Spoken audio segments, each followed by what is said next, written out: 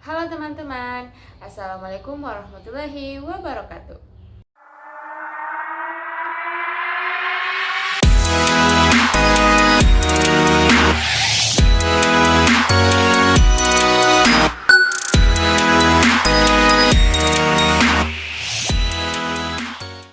Perkenalkan, nama saya Siti Ramlah.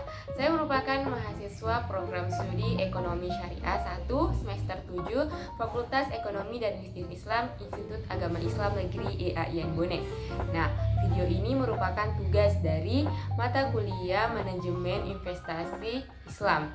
Nah, pada kesempatan ini, di video ini saya akan membahas materi tentang pasar modal syariah.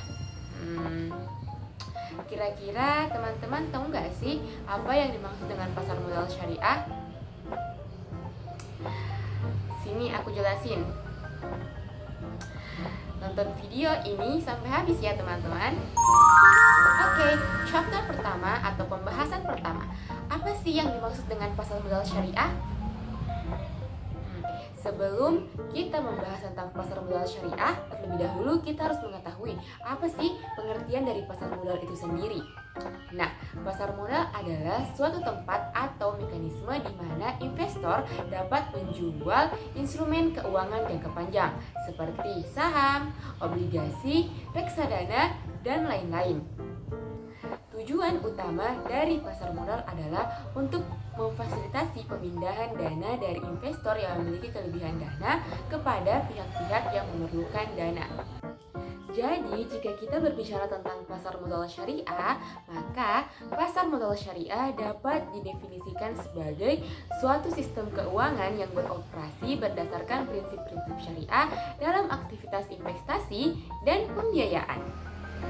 Nah, dapat diketahui bersama bahwa prinsip-prinsip syariah itu berdasarkan ajaran Islam, sehingga melarang praktik yang pertama riba atau bunga, dan yang kedua garar atau ketidakpastian yang berlebihan, dan yang ketiga maisir atau judi, dan yang keempat investasi dalam industri yang dianggap haram, contohnya seperti alkohol, tembakau, dan perjudian. Pasar modal syariah memberikan kesempatan kepada individu dan perusahaan untuk berinvestasi atau memperoleh dana dengan mematuhi prinsip-prinsip syariah. Selanjutnya kita masuk di chapter kedua atau pembahasan kedua, yakni pihak-pihak yang terlibat dalam pasar modal syariah. Pasar modal syariah melibatkan banyak pihak yang berperan dalam aktivitasnya. Contohnya saja nih, ada emiten, investor, lembaga keuangan, otoritas pengawas, dan lain-lain. Nah, untuk lebih jelasnya, simak pembahasannya berikut ini. Berikut adalah pihak-pihak yang terlibat dalam pasar modal syariah. Yang pertama ada emiten.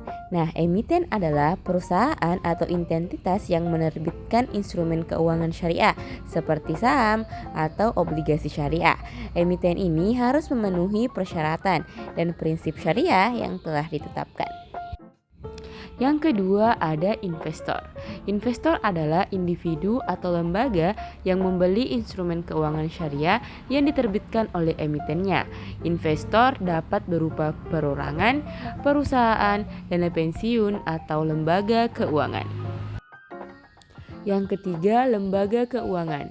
Lembaga keuangan seperti bank syariah, perusahaan asuransi syariah, dan dana pensiun syariah juga terlibat dalam pasar modal syariah. Mereka dapat berperan sebagai investor, pengelola dana, atau sebagai perantara dalam transaksi pasar modal syariah. Yang keempat ada otoritas pengawas. Otoritas pengawas seperti Badan Pengawas Pasar Modal dan Lembaga Keuangan atau Otoritas Jasa Keuangan OJK bertanggung jawab mengawasi dan mengatur pasar modal syariah. Mereka memastikan bahwa aktivitas di pasar modal syariah sesuai dengan prinsip-prinsip syariah dan peraturan yang berlaku. Yang kelima ada lembaga penjamin emisi efek. Lembaga penjamin emisi efek atau underwriter merupakan pihak yang membantu emitennya dalam proses penerbitan instrumen keuangan syariah. Mereka membantu dalam penjualan dan distribusi instrumen keuangan syariah kepada investor.